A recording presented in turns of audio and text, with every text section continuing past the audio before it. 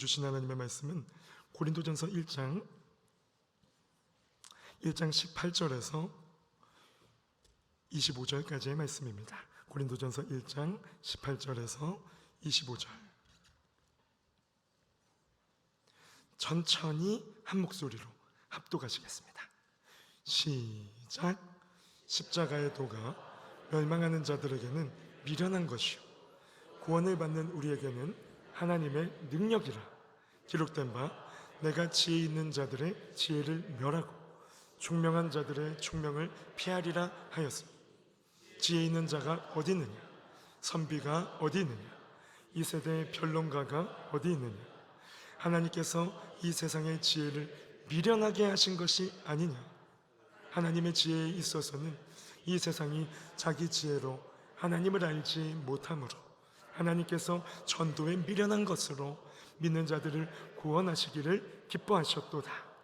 유대인은 표적을 구하고 헬라인은 지혜를 찾으나 우리는 십자가에 못 박힌 그리스도를 전하니 유대인에게는 거리끼는 것이 이방인에게는 미련한 것이로 오직 부르심을 받은 자들에게는 유대인인 헬라인인 그리스도는 하나님의 능력이요 하나님의 지혜니라.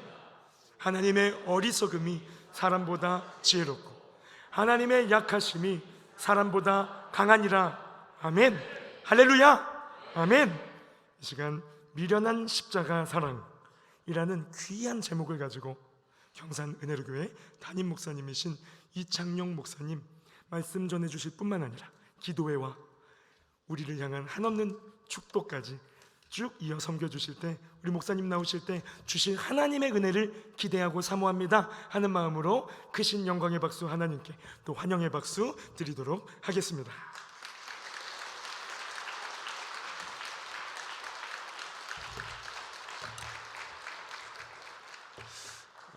이 참 귀하고 또 은혜롭고 또 열정이 뜨거운 교회에 와서 말씀을 전할 수 있는 것 또한 하나님께 주시는 큰 은혜인 줄로 믿습니다.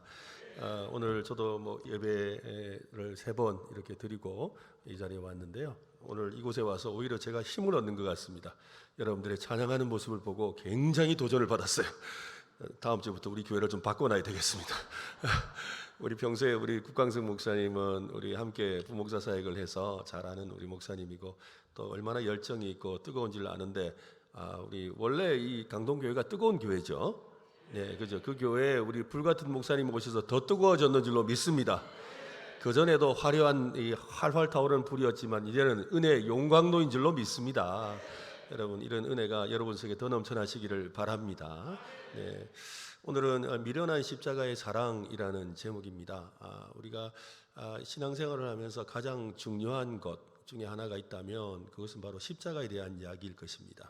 그래서 오늘 십자가의 은혜가 함께 하시기를 예수님의 이름으로 축원합니다. 제가 먼저 우리 옆 사람들과 한번 인사 한번 할까요? 잘 나오셨습니다. 네, 큰 은혜 받으세요. 네, 역시 너무너무 뜨겁고 너무 좋아요. 어느 날 그 세미나가 있었는데요. 그 세미나에 참석하신 여집사님이 같이 이렇게 세미나를 참석하다가 그 강사 목사님이 이런 이야기를 하신 거예요. 퀴즈를 냈습니다. 어떤 퀴즈를 냈냐면 여러분 세상에서 가장 차가운 바다가 어떤 바다일까요? 하고 물었어요. 여러분 세상에서 제일 차가운 바다가 어떤 바다죠? 이거 어떻게 하셨어요? 맞아요. 썰렁해. 그래가지고 여러분 세상에서 차가운 바다는 썰렁해요. 그랬어요. 그러니까 다들 썰렁하네 이러고 맞았죠. 그러더니 이 강사 목사님이 그래요. 그러면 여러분 세상에서 가장 뜨거운 바다는 어떤 바다일까요? 그랬어요. 그러니까 여러분 어떤 바다일까요? 어떻게 아세요? 맞아요. 사랑해요. 이거 큰일 났네 이거. 이거 다 알고 있는 거 하면 안 되는데. 예, 그래서 사랑해. 그래서 옆 사람에게 한번 합시다. 사랑합니다. 사랑해. 정말 딱히 더 할 게 없네요. 그런데 이제 이걸 보고서 이 세미나에 참석했던 여집사님이 너무 좋은 거예요. 그래가지고 이거 기가 막히다. 평소에 우리 남편 나한테 사랑해 한마디도 안 해주는데 오늘 집에 가서 써먹어야 되겠다 생각을 한 거예요.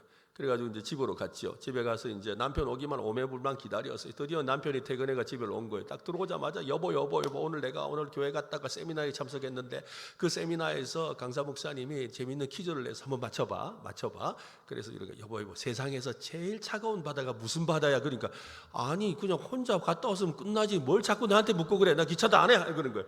그러니까 이 아내가 여보 세상에서 제일 차가운 바다 있잖아. 좀 그런 거 있잖아. 그런 거. 뭐 몰라. 그런 거예요.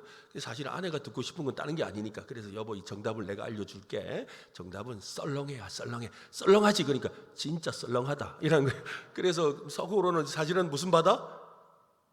사랑해. 그래서 이제 여보 실제로 여러분 그러면 여러분 썰렁했는데 반대로 세상에서 제일 뜨거운 바다는 따뜻한 바다는 어떤 바다야? 라고 하니까 남편이 아니 오늘따라 왜 이렇게 나를 귀찮게 하는 거야? 도대체 왜 그러는 거야? 이렇게 된 거예요. 그래서 아니 여보 평소에 당신이 나에게 해주고 싶었던 그게 힌트야. 평소에 당신이 나에게 해주고 싶었던 그게 힌트인데 생각 안 나? 이러면서 세상에서 가장 따뜻한 바다가 여보 어떤 바다일까? 라고 자꾸 물었어요. 그러니까 남편이 오늘따라 왜 자꾸 귀찮아요? 그냥 씻을래? 안 해? 밥 차려요? 밥 차려 이런 거예요. 아니 여보 이거 맞춰야 돼. 그래야 내가 오늘 맛있는 밥 줄 거야. 이래 된 거예요. 그러니까 남편이 좀 고민을 하더라고요. 고민을 하는데 하다가 이 아내가 계속 여보 평소에 당신이 말하고 싶었는데 잘못 말 못했던 거 있잖아. 근데 오늘 이게 할 수 있는 기회가 있는 거야. 해봐 이러면서 세상에서 가장 따뜻한 바다는 이러는데 남편이 갑자기 생각이 났는가 봐요. 그거 맞아. 열바다. 여러분 열받지 마시고 사랑하시기 바랍니다. 옆 사람에게 한번 하시죠. 사랑해. 네, 근데 우리 강동교회는 대단합니다. 사실 이렇게 옆 사람을 보고 인사하는 거 쉽지가 않거든요. 저는 저희 교회 우리 성도님들이 새가족이 오시면은 이제 저희는 설교 전에 이렇게 축복성을 하거든요. 축복성을 하는데 그 축복성을 할 때 손을 뻗어서 옆 사람에게 이렇게 진심으로 좀 축복을 하라 그래요. 근데 이 진심으로 축복하는 이게 별거 아닌 것 같은데 굉장히 중요하더라고요. 새가족들이 오시면 뭘 생각하느냐면 그 이제 너는 물된 동산 같겠고 이 찬양을 하는데 이 찬양을 할 때마다 성도들이 옆을 향해서 이렇게 손을 뻗고 하는 거예요. 근데 이게 남녀노소 누구라도 다 이렇게 하니까 그 사람들이 보고는요, 야, 이 교회 정말 따뜻한 교회인가 보다 하고는 그래가 등록을 하는 거예요. 그래서 제가 한 달부터 이야기했어요. 여러분 전도 멀리 가서 안 해도 돼요. 그냥 이렇게 손만 뻗어서 축복합니다 한마디만 하면 전도하는 거예요. 딴 거 여러분 이거 안 하면 있는 교인도 떠나는 거예요. 이러면서 하라고 그랬어요. 근데 여러분들은 뭐 할 필요가 없네. 그냥 너무 잘하시네요. 한 번 더 합시다. 사랑합니다. 네, 예, 정말로 여러분 주님 안에서 여러분의 은혜가 넘치시기를 바랍니다. 예, 제가 군대 생활할 때 이야기를 좀 드리려고 합니다. 저는 신병 훈련을 6주 동안 받는 동안 제가 교회를 한 번도 못 갔어요. 보통은 이제 신병 훈련 받으면서 교회 가서 막 눈물 콧물 흘리면서 은혜 받고 이러는데 저는 6주 동안 있으면서 교회를 한 번도 갈 수가 없었어요. 뭐 덩치도 크고 이러다 보니까 뭐 교회 그 부대에서 여러 작업에 막 불려다닌다고 교회를 안 보내주는 거예요. 그래서 못 갔어요. 그래서 하나님 앞에 기도했죠. 하나님 제발 제가 부대 배지 받을 때는 꼭 주일을 성수할 수 있는 교회를 가게 해달라고 그렇게 하나님 앞에 간절히 기도했어요. 그렇게 간절히 기도하다가 하나님 은혜로 제가 신병교육대 그대로 남게 되었어요. 조교로 남게 된 거예요. 신병교육대 조교로 남았는데 근데 이 신병교육대 조교는 또 은근히 주일 되면 할 일이 많아요. 왜냐하면 이 주중에 교육을 하느라고 못했던 작업들을 하느라고 이렇게 이 신병들을 데리고 작업 인솔을 나가야 돼요. 근데 제가 또 이렇게 제일 막내잖아요. 2등병이잖아요. 그러니까 부대에 자대를 배치받았는데도 또 한 달 동안 또 교회를 못 간 거예요. 6주 동안 못 가고 또 부대 배치받고 나서도 또 한 달째 교회를 못 나가는 거예요. 하나님 왜 이렇게 제가 교회를 갈 수가 없습니까? 왜 이렇게 교회를 못 가게 하세요? 하고 그렇게 기도하고 있는데 어느 날 중대장실에서 저를 찾는다라는 연락이 왔어요. 그래서 이창용 빨리 중대장실 가봐 그러는 거예요. 그래서 막 허겁지겁 달려가지고 똑똑똑 하고 이병 이창용 명 받고 왔습니다. 그랬어요. 그러니까 정대장님이 저를 보더니 그런 거예요. 이병 들어와봐 그러는 거예요. 그러더니 다짜고짜 저보고 뭐라 하느냐면 야 이창용 너 기독교 환자지 이런 거예요. 아니 신자도 아니고 환자래요. 그래서 기독교 환자지 이런 거예요. 그래서 이병 이창용 네 맞습니다. 그래야지 뭐 아닙니다 할 수가 있습니다. 이병 맞습니다. 그랬어요. 그랬더니 이 중대장님이 이제 나는 기대를 했죠. 뭔가 좋은 일이 있을 줄 알았죠. 근데 중대장님이 뭐라 하시느냐면 야 너희들 기독교 환자들은 그런다면서 나는 유교를 믿는 사람이고 나는 한문학을 전공하는 사람이었기 때문에 나 기독교 안 믿어. 그런데 나같이 기독교 안 믿는 사람을 보고 바보로 한다며 사실이야? 이런 거예요. 대답을 어떻게 해? 그냥 가만히 있었죠. 그랬더니 갑자기 또 중대장님이 그래요.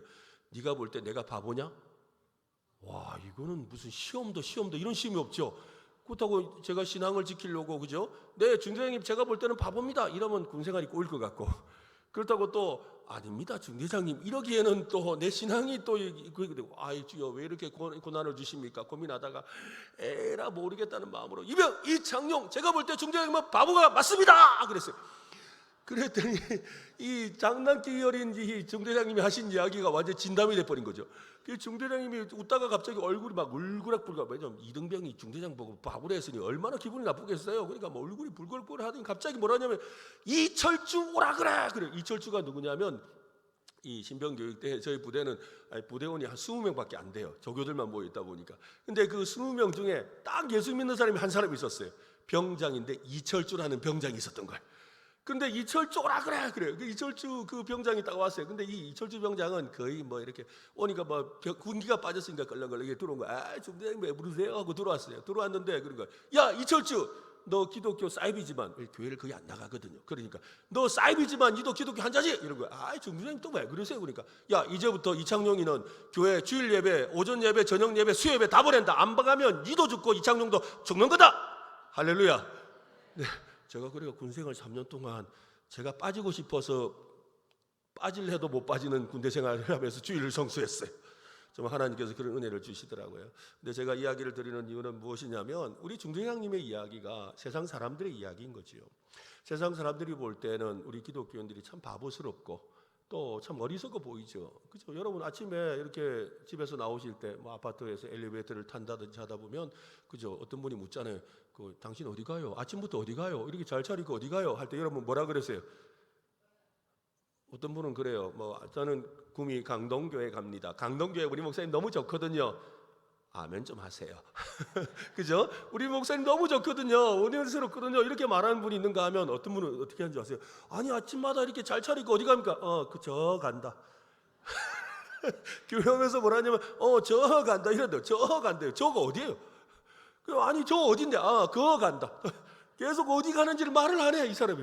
그런 사람이 있는 거죠. 그런데 여러분 사람들이 볼 때 그런 거예요. 한 번씩 그런 소리. 아니 예수 믿는 사람들은 참 바보스럽다고. 아침부터 일요일날 쉬지도 안 하고 교회에 나와서 그렇게 신앙생활 한다고 앉아 있고 또 뭐 교회 가면 뭐 주는데 밥을 주나 뭐 떡을 주나 그래서 밥도 주고 떡도 주는데 그죠? 예. 그래가지고 뭐 이러면서 사람들이 볼 때는 좀 어리석다라고 이렇게 말을 하지요. 실제로 세상 사람들은 지혜롭다라는 것은 과학적이거나 그죠? 과학적으로 뭔가 이렇게 이론을 세우고 풀어서 해석을 하든지 아니면 수학적으로 딱딱 떨어져 맞든지 아니면 철학적인 어떤 깊이가 있어서 그것에 대해서 분석하고 이해하는 것을 똑똑하다 또 지혜롭다라고 하죠. 근데 이렇게 보이지 않는 하나님을 믿고 그의 삶을 따른다는 것은 그들이 볼 때 정말 바보와 같은 것처럼 보이는 것이지요. 그래서 오늘 본문 18절은 이렇게 말하는 겁니다. 18절 우리 한 번 더 읽어볼까요? 같이 읽겠습니다. 시작. 십자가의 도가 멸망하는 자들에게는 미련한 것이요 구원을 받는 우리에게는 하나님의 능력이라. 십자가의 도가 멸망하는 사람들에게는 미련한 것이요 구원을 받는 우리에게는 무엇이다? 하나님의 능력이라는 거예요. 십자가의 도는 모든 신자의 뿌리와도 같습니다. 우리가 가진 신앙은 이 십자가에서 시작되는 것이죠. 그래서 신앙생활에 있어서 우리는 십자가를 두고서 세 가지의 단계가 있다고 하는 거예요. 첫 번째는 십자가 앞에 따라합시다. 십자가 앞에. 네, 또 하나는 뭐냐면 십자가를 통과하는 거예요. 그래서 십자가를 통과하는. 네, 처음에는 뭐라고요? 십자가 앞에 있고 두 번째로는 십자가를 통과하고 그 다음에 통과하는 중이라는 거예요. 그죠? 그러고 나서 뭐예요? 십자가를 통과한 다음 해볼까요? 십자가를 통과한 다음. 네, 우리 신앙생활은 언제나 이 세 가지 단계를 늘 거치는 거예요. 그래서 내가 매일 어디에? 십자가 앞에 더 가까이 가오니. 그죠? 우리는 날마다 십자가 앞에 나아가는 삶을 살아야 합니다. 여러분 오늘도 십자가 앞으로 나오시기를 바랍니다.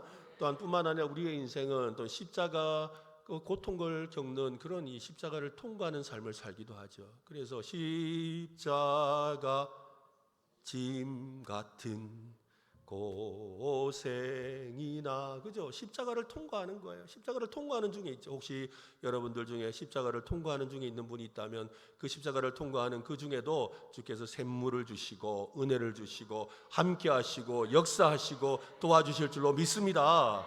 그죠? 또 어떤 사람은 이제는 십자가를 지고 사는 사람이 있어요. 그죠?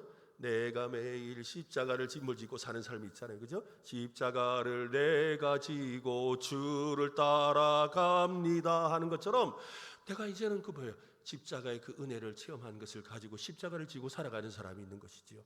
여러분, 이것이 우리가 끊임없는 신앙의 사이클이에요. 신앙의 사이클. 그래서 우리는 십자가 앞에 섰다가 또 십자가를 통과하기도 하고 또 그 십자가를 지고 살아가기도 하는 거예요. 그래서 우리 신앙의 모든 것은 바로 이 십자가에 있는 것이지요.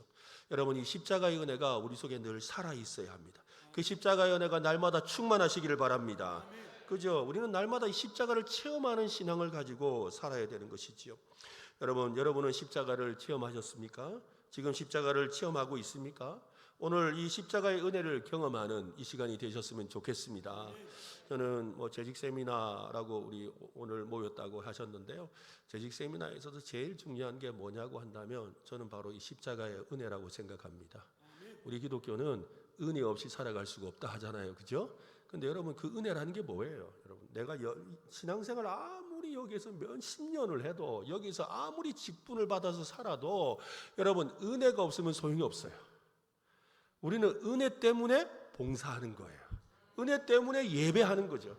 그죠? 나를 구원해 주신 그 은혜 때문에 내가 주님 섬기고 찬양하고 예배하고 헌신하고, 그죠? 직분을 맡아 또 헌신하는 거예요.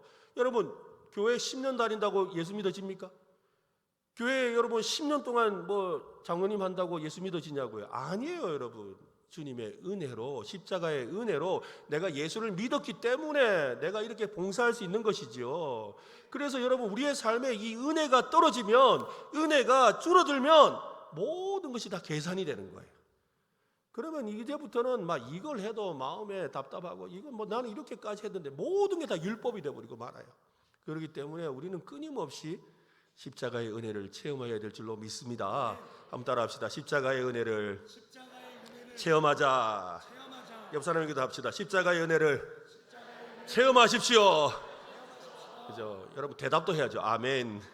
그죠? 예. 그래서 오늘은 저는 이 십자가에 대한 세 가지를 말씀드리려고 합니다. 첫 번째로 한번 따라합시다. 왜 십자가는 미련한가? 네. 두 번째로는 따라합시다. 왜 십자가는 사랑인가? 네. 세 번째로는요, 또 합시다. 왜 십자가는 능력인가? 그죠? 왜 십자가는 미련한가? 왜 십자가는 사랑인가? 왜 십자가는 능력인가? 이 세 가지를 잠깐 나누려고 합니다. 여러분, 먼저 왜 십자가는 미련할까요? 십자가가 미련하다는 말에 대해서 여러분은 어떻게 생각합니까?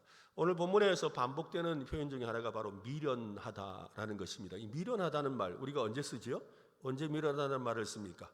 야, 니는 그걸 말해야 하나? 꼭 말해야 하라던나. 진짜 미련하다, 미련해. 그걸 딱 보면 모르나? 그걸 모르나 할 때 미련하다 이러는 거예요. 그러니까 이 십자가에 대해서도 미련하다는 말이 의미가 있는 거예요. 왜냐하면 당시에 이 헬라인들은 어때요? 스스로 깨달아야 된다고 생각했거든요. 스스로. 그래서 소크라테스가 한 유명한 말이 있죠. 뭡니까? 네 꼬라지를 알아라. 그죠? 네 자신을 알아라. 그 이야기를, 너 자신을, 왜 그러면서 어떻게 했어요? 너 자신을 알기 위해서 어떻게 했죠? 가르쳐 주질 않죠. 뭐 했어요? 질문법이란 거. 대화를 통해서 계속 질문을 던져서 스스로 깨닫게 하는 거예요. 그러니까 어떤 지혜를 스스로 깨닫는 사람이 지혜로운 사람이라는 거예요. 그게 헬라 시대의 문화였어요. 그러니까 우리가 만약에 당신 예수 믿으세요라고 하면, 내가 생각했는데 예수를 믿어야 되겠습니다고 이렇게 스스로 깨달으면 지혜로운 거고, 내가 가서 당신 예수 믿으세요 하니까 왜요? 이래서 믿어야 됩니다. 그래요, 믿을게요. 이러면 지혜롭지 않은 거죠. 미련한 것이라는 거예요. 그래서 십자가는 사실 따지고 보면 여러분, 우리 중에 누구도 내 스스로가 하나님을 아는 사람이 없어요. 내 스스로 하나님을 깨달을 수도 없죠. 그래서 로마서는 뭐래서 하나님을 아는 자도 없고 깨닫는 자도 없고 찾는 자도 없다 그랬단 말이에요.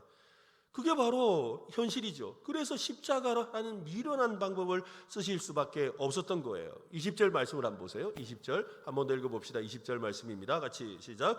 지혜 있는 자가 어디 있느냐? 선비가 어디 있느냐? 이 세대의 변론가가 어디 있느냐? 하나님께서 이 세상의 지혜를 미련하게 하신 것이 아니냐? 하나님은 세상의 지혜로는 도저히 하나님의 지혜를 깨달을 수 없게 하셨어요. 이것은 아담과 하와의 범죄로 인해서 시작된 것이지요. 육체적인 사망과 함께 영적인 죽음이 온 겁니다. 영적 감각이 없다는 거. 우리는 여러분 육신의 신앙이 아니라 영의 신앙이잖아요. 우리는 허물과 죄로 죽었던 너희를 살리셨다라고 할 때 여러분 뭐가 죽은 거예요? 넌 살아있는데. 뭐가 죽었죠? 영이 죽어 있었다라는 거예요. 영이 죽었다는 말은 무슨 말입니까? 영적인 감각이 없다라는 거예요. 그러면 영이 뭘까요? 영이 하나님에 대한 감각이에요. 그러니까 이 하나님에 대한 감각이 죽어 있으니까 아무리 하나님에 대해서 말해도 알 수가 없는 거예요. 그래서 십자가라는 예수님의 그 십자가를 통해서 우리를 어떻게 하는 거예요? 새로 태어나게 하신 거잖아요. 그래서 죽었던 너희를 살리셨도다. 한번 해볼까요? 죽었던 나를 살리셨다. 그죠? 우리는 그래서 새 생명을 얻은 자라는 거예요. 이 새 생명으로 말미암아 우리는 하나님에 대해서 알게 되었고 깨닫게 되었고 느끼게 되었고 사랑하게 되었고 의지하게 되었고 또 그분을 따라가게 되었는 줄로 믿으시기를 바랍니다. 근데 당시에 유대인들은 어떻게 했을까요? 하나님에 대해서 표적을 보여주면 내가 딱 보고 그 표적 맞네, 하나님 맞네 하고 할게. 헬라인들은 뭐예요? 지혜를 내가 스스로 알도록 내가 노력해 볼게 라고 생각했다는 거예요. 그래서 유대인들은 표적을 구하고 헬라인들은 지혜를 찾았습니다. 그러나 아무도 자신들이 원하는 것을 얻을 수가 없었지요. 하나님께서 표적을 보여주지 않아서 그런 것이 아닙니다. 하나님의 지혜를 숨겨놓았기 때문도 아닙니다. 지금 세상에는 수많은 하나님의 표적들이 지금도 일어나고 있지요. 정말로 눈과 귀를 열고 선입견과 편견을 버리고 세상을 가만히 관찰해 본다면 하나님의 지혜와 능력이 어떻게 역사하고 있는지 얼마든지 발견할 수가 있어요. 그러나 영적으로 죽어 있기 때문에 사람의 눈과 귀가 가려져 있는 거예요. 그래서 표적을 보지 못하고 하나님을 바라보지 못하는 거예요. 그래서 하나님께서는 미련한 방법을 쓰기로 하신 것이지요. 그 미련한 방법은 뭐예요? 오늘 저희 교회에서는 이제 매일 아침에 매일 성경으로 이렇게 큐티를 하는데요. 오늘 새벽에 말씀이 그랬어요. 요한복음 1장에 태초에 말씀이 계시니라. 이 말씀이 육신이 되어 우리 가운데 거하시매. 그죠? 그를 보니 독생자의 영광이더라. 바로 뭐예요? 너무 미련해서 어쩔 수 없이 하나님이 뭐가 되기로 하셨다? 사람이 되기로 하셨다는 거예요. 하나님이 사람이 되기로 하신 거예요. 왜냐하면 사람이 스스로는 하나님을 찾을 수도 없고 찾지도 않는 거죠.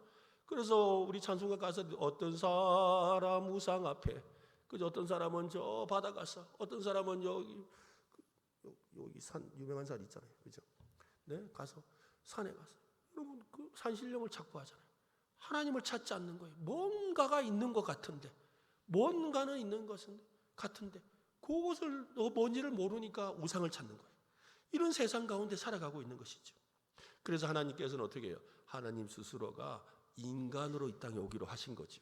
근데 그 방법이 너무나 미련해요. 너무나 미련해요. 왜 그랬어요? 하나님 세상을 말씀으로 만드신 하나님이시라면 어느 날 짠 하고 나타나서 내가 하나님이거든 하고 해도 될 일이에요. 근데 하나님께서는 어떻게 하셨지요? 마리아라는 몸에, 그죠? 이 손톱보다도 더 작은 생명체를 심으셨어요. 그리고 마리아의 몸에서 10개월간 뱃속에 있게 하셨죠. 그리고는 또 어떻게 해요? 다 보통의 사람들처럼 태어나게 하시고, 그러고 나서 또 갓난 아기로 스스로 걷지도 못하는 아기로서 이 땅 가운데 오셔서 30년을 살게 하시고, 그리고 3년의 공생애를 하게 하시고, 그런 다음에 십자가에 달려 죽으신 거잖아요. 이거 얼마나 미련한 방법이에요. 이 미련한 방법에 대해서 마귀가 유혹을 했어요. 어떻게 했죠? 예수님께서 공생애를 시작하시고 광야에서 40일 동안 금식 기도하실 때 사탄이 와서 뭐라 그랬어요? 이 돌로 뭘 만들어라? 떡을 만들어라. 뭐요? 네가 하나님인 걸 보여주라는 거예요. 표적을 보여주라는 거예요. 표적을 보여주라는, 그러면 해결하는 거예요. 또 뭐라 그래요? 네가 높은 데 올라가서 뛰어내려라. 그래서 네가 저 높은 데서부터 내려온 분이라는 것을 보여주어라. 그러는 거예요.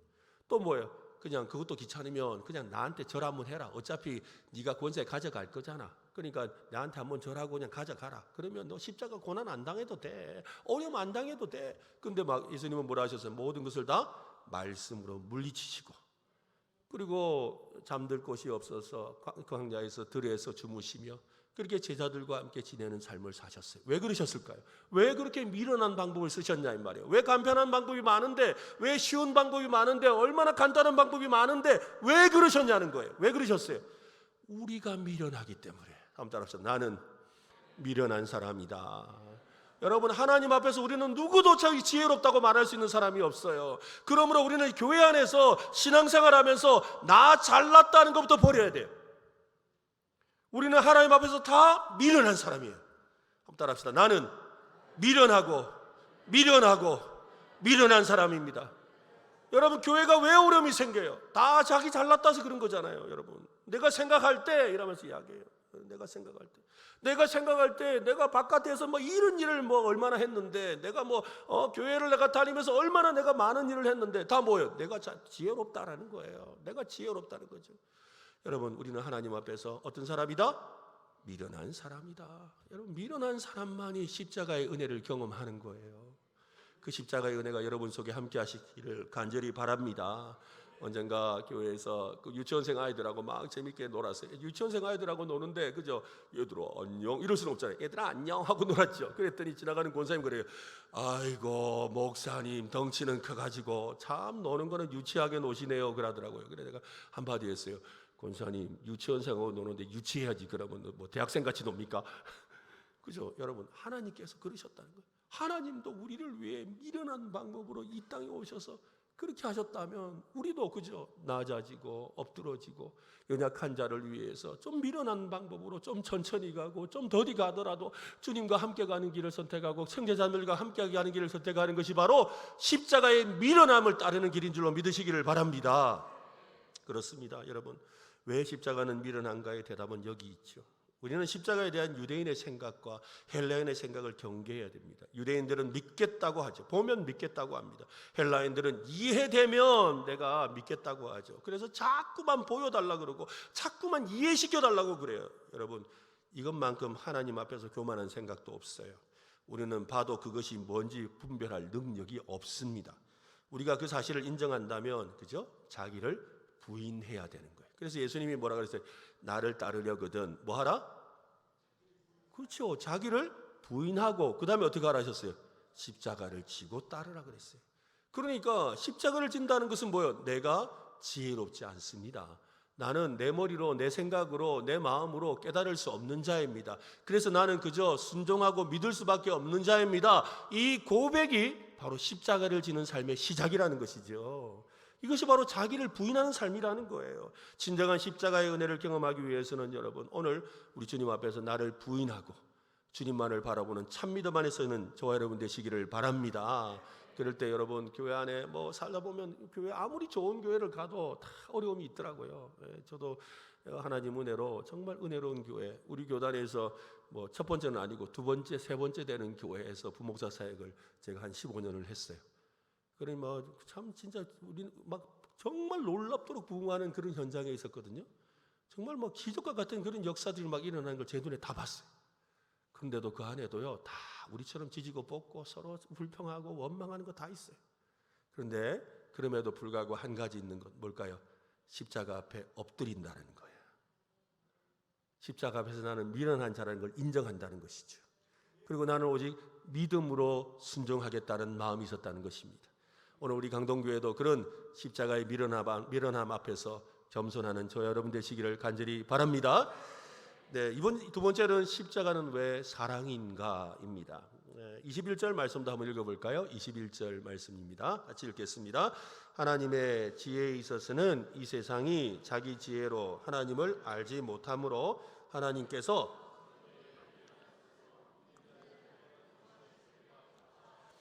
네, 사도 바울은 세상이 자기 지혜로 하나님을 알지 못하기 때문에 하나님은 어쩔 수 없이 전도라는 미련한 방법을 사용해서 하나님의 지혜를 전하기로 하셨습니다.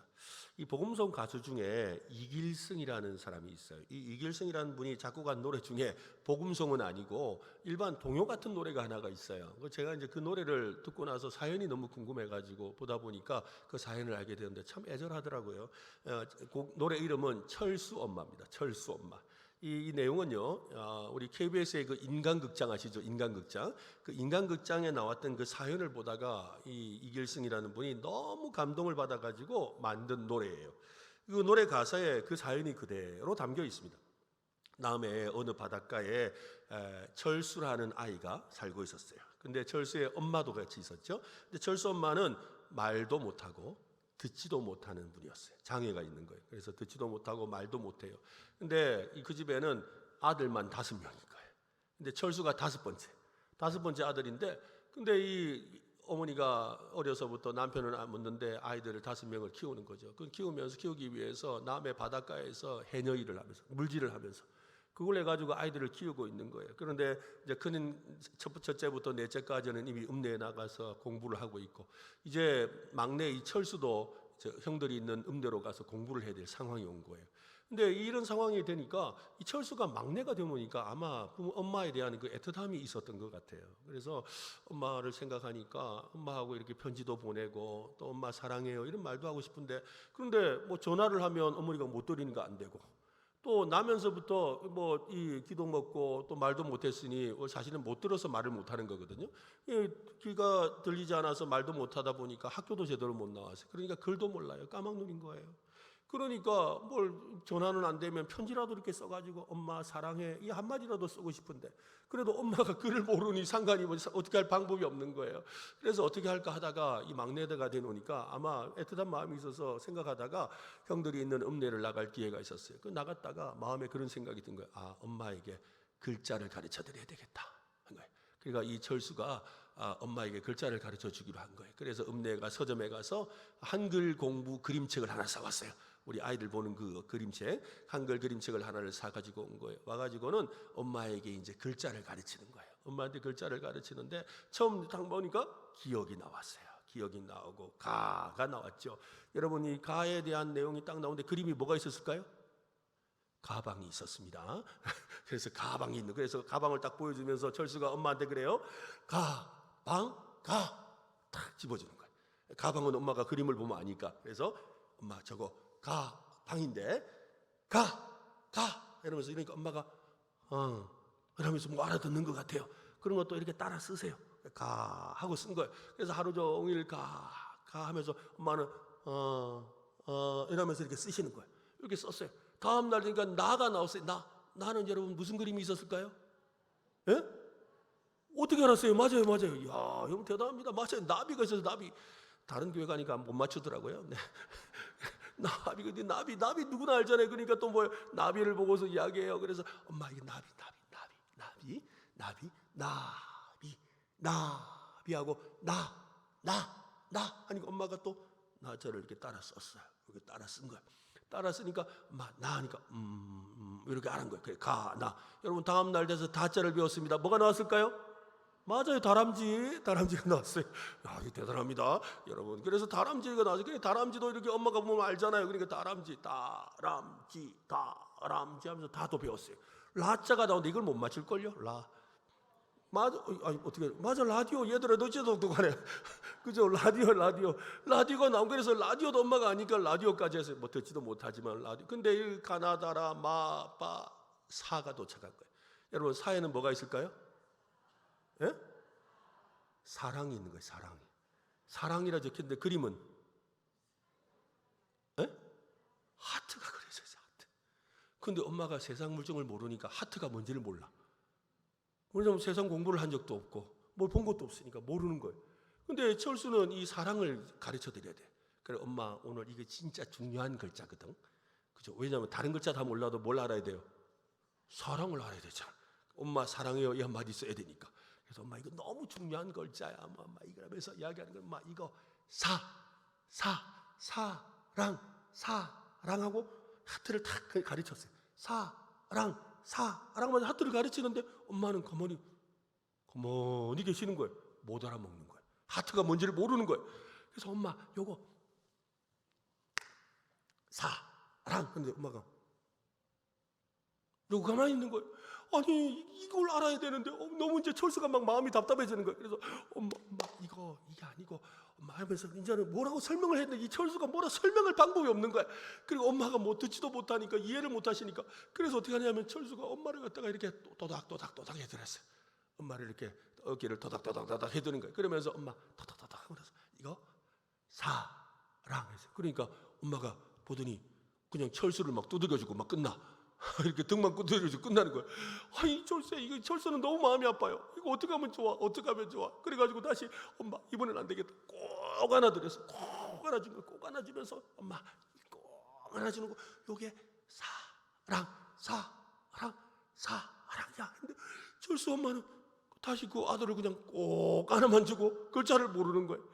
그러니까 이 철수가 막 어린 마음에 너무나 애가 다른 거죠. 너무 답답한 거예요. 그래서 엄마, 요게 너무 중요한 글자야. 엄마 잘 들어봐. 엄마 이거 잘 들어봐. 사랑 하는데 엄마는 이러고 계시는 거예요.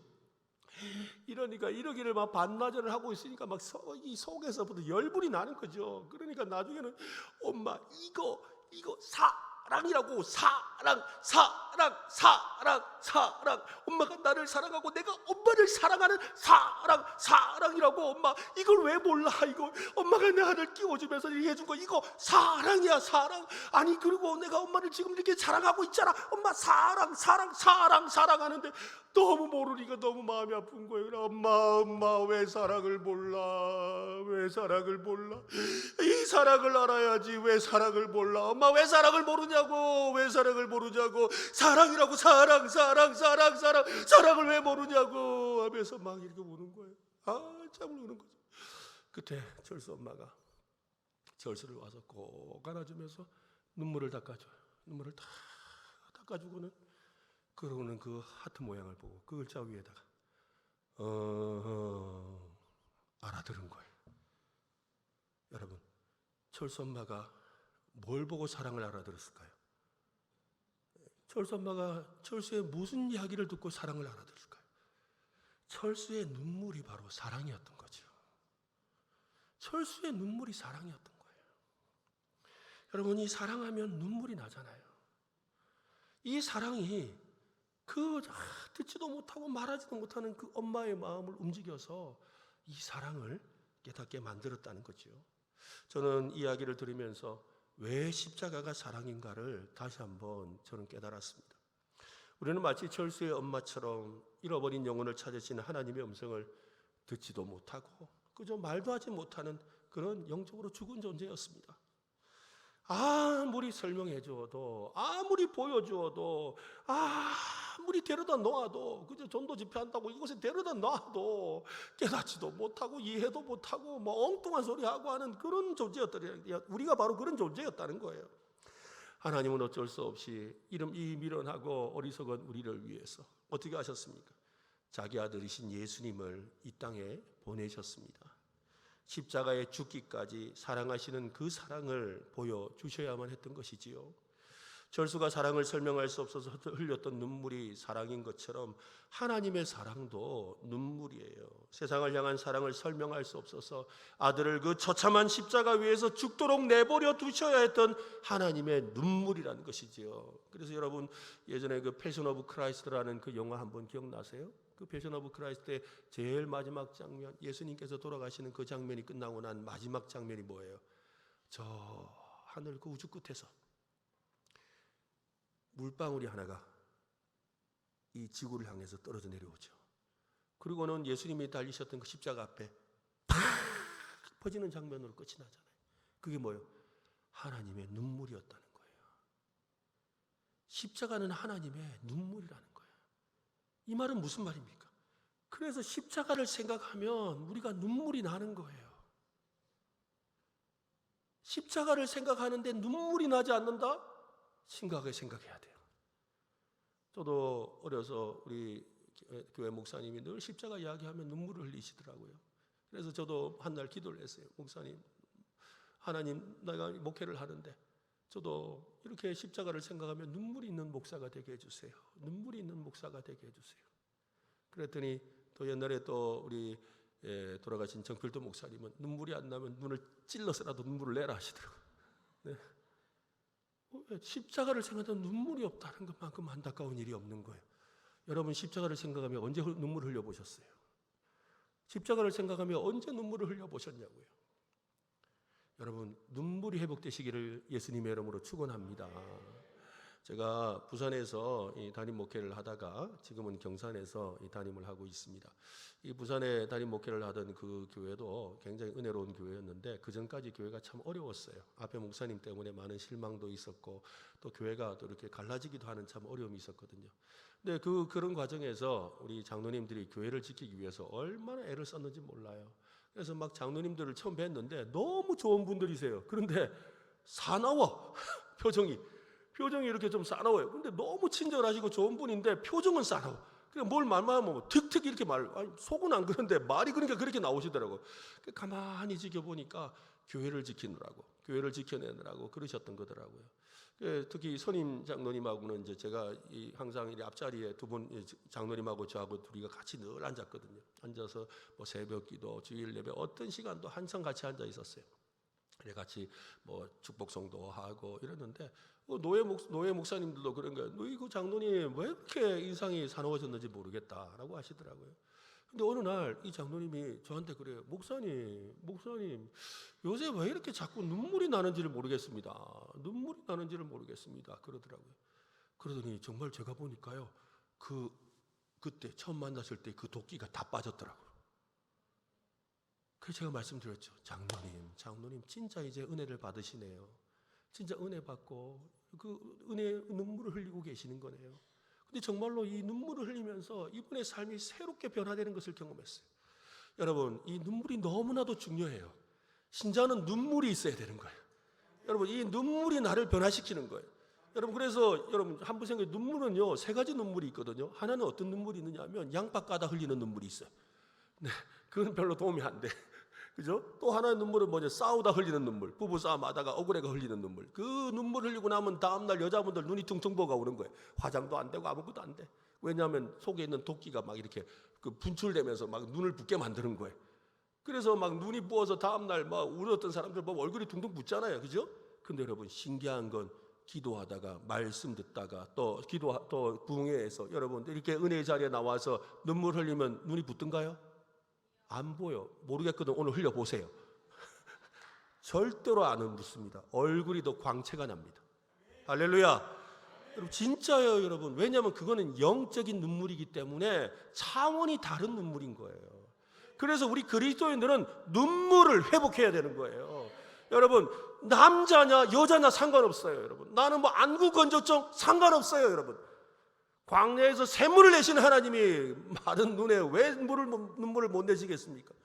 여러분 영적인 눈물을 회복하시기를 바랍니다. 그죠? 영적인 눈물이 회복되는 역사가 일어나야 되는 거예요. 영적인 눈물이 회복되어야 우리의 심령이 새로워지는 거예요.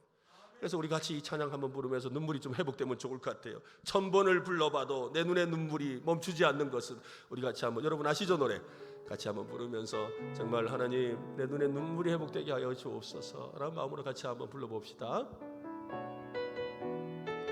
1000번을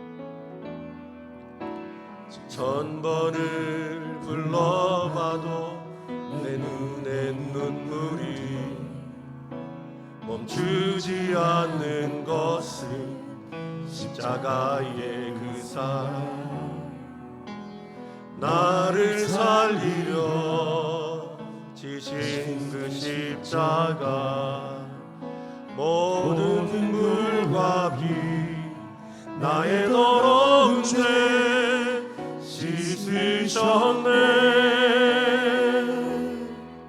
나를 향한 그 사랑 생명을 내어주사 영원한 생명을 내게 주심을 감사해. 1000번을 불러도 내 눈에는 눈물이 멈추지 않는 것은 십자가의 그 사랑 나를 살리려 하늘 보좌 버리신 나를 사랑하신 그분이 예수여. 천번을 불러도 내 눈에는 후렴으로, 천번을 불러도 내 눈에는 눈물이 멈추지 않는 것은 십자가의 그 사랑. 나를 살리려 하늘 보자 버리시 나를 사랑하신 그분이 예수요. 아멘. 여러분, 천번을 불러도 우리의 눈에 눈물이 멈추지 않는 역사가 있는 우리 강동교회 모든 재직들 성도들 되시기를 예수님의 이름으로 축원합니다. 여러분, 정말입니다. 십자가의 은혜로 우리는 살아야 돼요. 오늘날 뭐 다른 이야기들이 너무 많아요. 그런데 십자가의 은혜로 살아야 돼요. 여러분, 십자가의 은혜로 모든 것이 다 해결됩니다. 네. 마음에 억울한 일도, 괴로운 일도, 또 답답한 일도, 또 원통한 일도, 그죠? 또 어떨 때는 뭐 하나님의 응답이 없어서 답답한 그 순간에도 여러분이 십자가의 은혜가 경험되면, 그 십자가의 사랑을 알게 된다면, 나를 위해 십자가에 달려 죽으신 그 십자가의 사랑을 경험한다면 우리의 모든 문제가 해결될 줄로 믿습니다. 여러분, 사랑은 낭비하는 겁니다. 한번 따라합시다. 사랑은 낭비하는 것이다. 하나님 우리를 너무 사랑하셔서 자기 아들을 이 땅에 보내시는 낭비를 하신 거잖아요. 이보다 더한 낭비가 어디 있어요. 그래서 이 십자가의 은혜를 알면 헌신은 절로 나오는 거예요. 여러분, 사랑은 낭비하는 거죠. 그래서 여러분, 목사님 신방 오시면은 목사님 뭐 이렇게 몇 개 먹지도 않는데 많이 차려놓지 않으세요? 그죠? 왜 많이 차려놔요? 그 나중에 그 목사님 하나 먹고 가는데, 여러분, 사랑하기 때문에. 그냥 사랑하기 때문에. 사랑은 그런 거예요, 여러분. 그러니까 주님을 내가 사랑한다면, 주님이 나를 이렇게 사랑하셔서 놀라운 십자가 연애로, 그죠? 뭐 주 예수보다도 귀한 것은 없네라고 맨날 말을 하면서도 나는 주님 앞에 드릴 때 드리는 것이 아까워가지고 내가 주님 앞에 헌신하고 할 때 내가 온갖 계산을 하고 있잖아요. 여러분, 주님의 사랑을 경험한 사람이라면 계산이 아니라 눈물이 넘쳐나야 되는 줄로 믿습니다. 그 은혜가 함께 하시기를 간절히 바랍니다. 세 번째는 십자가는 왜 능력인가입니다. 24절 말씀 한번 읽어볼까요? 24절, 25절 같이 쭉 한번 읽어보겠습니다. 24절, 25절입니다. 같이 시작. 오직 부르심을 받은 자들에게는 유대인이나 헬라인이나 그리스도는 하나님의 능력이요 하나님의 지혜니라. 하나님의 어리석음이 사람보다 지혜롭고 하나님의 약하심이 사람보다 강하니라. 아멘. 여러분, 한번 생각해 보세요. 십자가의 고난 가운데 수치를 당하시던 예수님의 모습에서 십자가에 매달려 사람들의 비난과 조롱과 창에 찔리는 그 순간에 아무것도 하실 수 없었던 그 모습에서, 심지어는 어찌하여 나를 버리셨나이까라는 그 절규하는 그 자리에서 세상에 누가 하나님의 임재와 능력을 발견할 수가 있겠습니까? 예수님께서 달리신 그 십자가에는 어떠한 혁명도 없었습니다. 사람들의 기대에 부응하는 어떤 외침도 없었습니다. 심지어는 사람들의 마음을 움직일 만한 강력한 기적이나 표적도 없었지요. 그동안 그렇게 많은 기적을 행하셨어요. 죽은 자를 살리기도 하셨어요. 물리를 걸어다니기도 하셨어요. 오병이어의 기적을 행하기도 하셨어요. 심지어는 귀신 들린 자를 고치기 위해서 돼지에다가 귀신을 쫓아내기도, 군대 귀신을 쫓아내기도 하셨어요. 그런 예수님께서 십자가에서는 아무 일도 안 하셨다는 거지요. 자신의 능력을 아무것도 보여주지 않으셨어요. 한날 저는 가만히 예수님의 십자가를 묵상했습니다. 묵상하면서 그런 생각이 들더라고요. 내가 만약 예수님이라면, 내가 만약 예수님이라면 나는 그 십자가에서 어떻게 했을까? 사람들이 막 네가 하나님의 아들이라고, 네가 하나님의, 그럼 내려와봐라. 네가 하나님이라고 그렇다고 이거 웃기는 소리 안 해. 네 능력을 그때 많이 하더니 그걸 한번 보여봐라. 그럴 거 아니에요. 그럴 때 제가, 그럼 제 마음, 저는 진짜 그럴 것 같아요. 저라면 십자가에 달려서 이렇게 있다가 사람들이 하도 뭐라 그러니까, 하나님 안 되겠습니다. 내가 하나님의 아들인 거 한번 내가 보여주고 죽어야 되겠습니다. 이렇게 죽는 거는 너무나 이렇게 사람들을 오해하게 만드는 것 같습니다. 하나님 죄송합니다. 잠깐만 기다리세요. 그러고는 갑자기 하고 이렇게 힘을 주니까 갑자기 머리에 박혔던 가시가 막 다 날아가서 나를 비난하는 사람들이 이마에 다 꽂혀버리고, 하고 힘을 주니까 요 박혔던 못이 날아가가지고 대제사장 이마에 박혀버리고, 하니까 나에게 창을 찔려던 로마 군사에게 창이 딱 꽂혀버리고, 그죠? 그러고 나서 내가 봐라, 나에게 하나님의 능력 있는 거 봤지? 죽는다 하고 탁 죽는. 그런다고 뭐가 문제가 되겠어요? 그런다고 뭐가 문제가 되겠냐고요? 어차피 내가 십자가 달 죽는 건데, 가지고 내가 하나님의 아들인 거 한번 보여주고 죽으면 그거 괜찮을 것 같지 않으세요? 예수님은 그러지 않으셨다는 거죠. 왜 그러셨을까요? 왜 그러셨을까요? 예수님은 딱 한 가지만 생각하셨어요. 그것은 무엇이냐면, 예수님이 언제나 위기의 순간에 하나님께 주셨던 하나님의 말씀 하나가 있었어요. 그 말씀이 뭐냐면, 이는 내 사랑하는 자여, 내가 기뻐하는 자다. 이 말씀 하나를 붙들었던 거죠. 그래서 어찌하여 나를 버리시나이까라고 그의 입술로는 외쳤지만, 그러나 그 영혼의 깊은 곳에서는 이는 내 사랑하는 자여, 내가 기뻐한다. 네, 그 말씀이 있었던 것이지요. 그래서 예수님은 이겨낼 수가 있으셨던 거예요.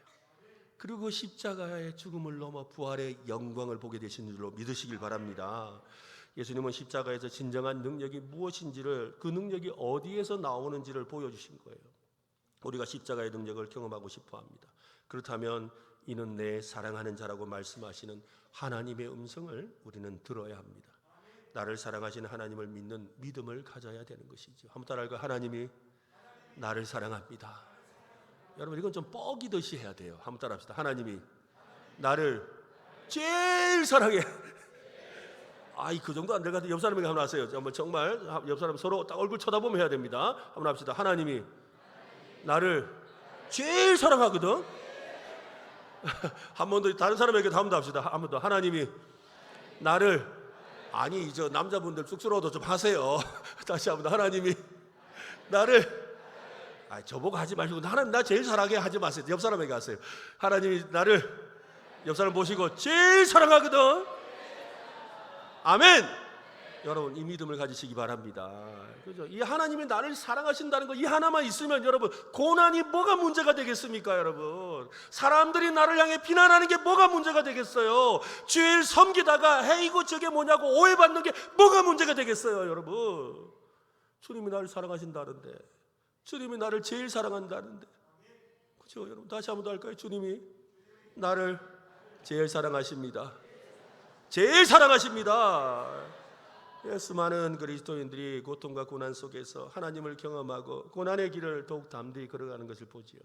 그럴 때마다 세상 사람들이 우리를 찾아와서 처음에는 막 조롱합니다. 아이고 뭐 하나님 믿는다더니 아이고 일이 뭐 그래 꼬이네. 아이고 너 하나님 어디 자러 갔는갑다야. 심심한갑다야.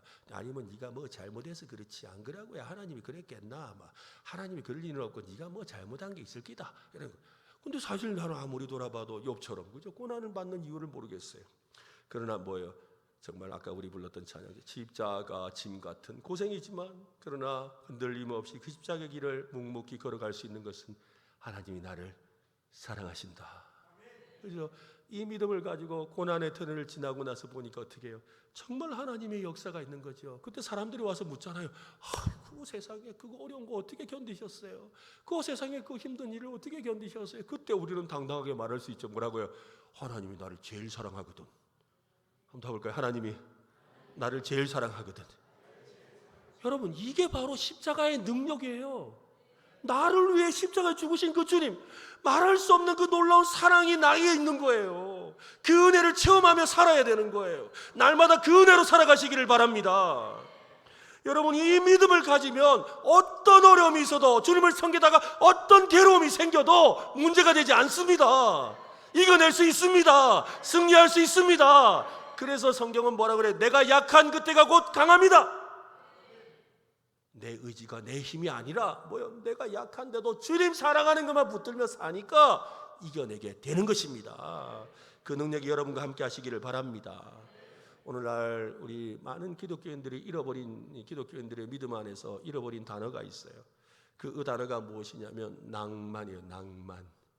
우리 옛날에는 그죠, 낭만이라는 거 참 중요하게 생각했잖아요. 대학 시절에도 낭만스럽게 어디 강가에서 이렇게 기타 치면서 노래도 부르고 막걸리 한잔 하고, 그죠?